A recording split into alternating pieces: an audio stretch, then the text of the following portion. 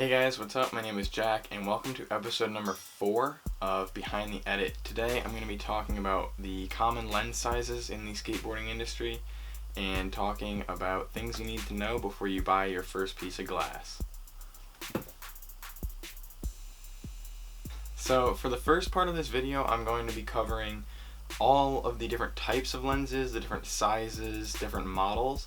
And then in the second part of this video, I'm going to be talking about buying your first lens or buying a second lens or third lens and what you should be looking for and what you should be trying to find. So to start off with lens types, we have primes and we have zooms. Now, a prime lens is a lens with a fixed focal length. So that would be something like the 25mm on my GH3. I cannot zoom it, I can only focus it.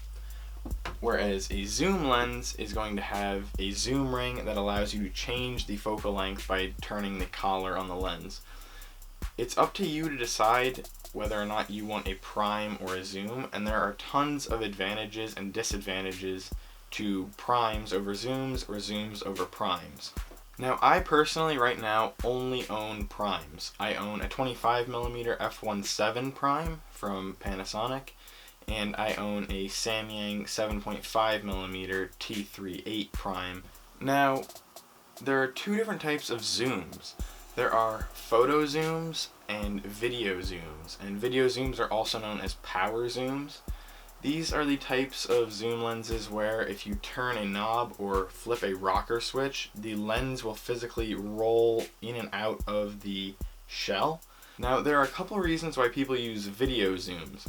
Mainly to get rid of camera shake, or to reduce camera shake, and also with a video zoom you're going to get much more consistent of a zoom.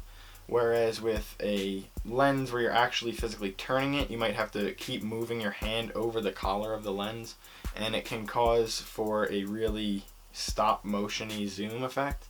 Now, this would really be showing up if you had a lens with a really long zoom throw, but if you're going to be doing any type of video work, I highly suggest that you take a look at a power zoom lens. They're going to cost you a little bit more money, but the results are going to be a lot bit better. Now, when we're talking about zoom lenses, there are two different types of zoom lenses. Not the photo and video kind, but aperture-wise. There are variable aperture zoom lenses, and there are fixed aperture zoom lenses. A variable aperture lens is going to change the aperture as you zoom in. This can be seen on the kit lenses in most cameras, where if you zoom in while recording a video, you'll see a light difference change about halfway through the zoom. That's because your camera is adjusting the aperture, compensating for that zoom. So a fixed aperture zoom lens is not going to do that. If the lens is rated as an f2.8 lens, you can zoom it from, let's say, 25 to 105, and it'll never change from 2.8. So more professionals are going to be using these fixed aperture lenses to reduce that really sudden and abrupt light difference in the lens and in the video footage. So if you're really die-hard about filming a lot of zooming long lens clips, then I highly recommend you either look at a camera like an HVX 200 or an HPX 170, or you check out one of the power zoom lenses like Panasonic offers a 14 to 42 power zoom lens for their mirrorless cameras. So there are a lot of options out there. Power zooms are a little bit more limited, but you can definitely still find them. So now for part 2, buying your first lens. Seeing as most skate filmers are on kind of a budget and are kind of just, easing into the water, into the whole range of lenses and all of the options that they have out there, I give one recommendation to a lot of people, and that is just to stick with the 18 to 55 or whatever lens came with your camera. Get very good with that lens and learn how to use it to max it out completely. Once you have completely used that camera and lens combo and you've really done the most that you can do with that lens, and if the lens is actually holding you back, then yes, at that point I would highly recommend that you make the switch to something a little bit better, possibly a power zoom, especially since we're talking about skateboard filming here. Power zooms are just more smooth, and they're what you're going to see on Thrasher and all of those other, video magazine websites.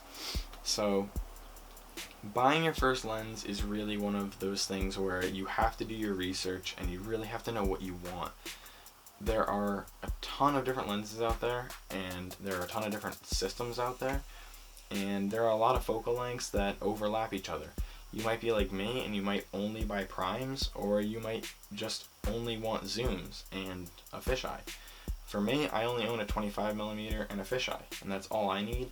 I'm thinking about picking up a power zoom lens that Panasonic makes, but still, I really just want to use my gear to its max and then purchase that, and see how far I can go with it.